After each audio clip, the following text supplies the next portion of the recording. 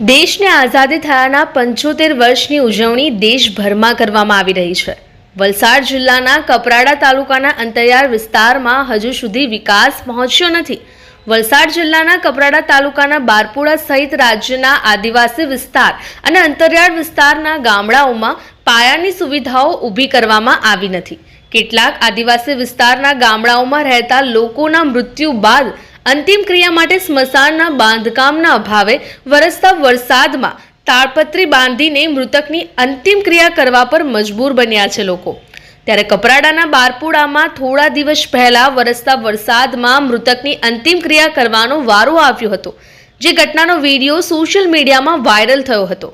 ગામડાઓમાં સરકારી જમીન સ્મશાન માટે જગ્યા ફાળવવામાં આવી છે, પરંતુ સ્મશાનનું બાંધકામ કરવામાં ન આવતા મૃતકની અંતિમ ક્રિયા માટે પરિવારના સભ્યોએ ભારે હાલાકી ભોગવવી પડી રહી છે।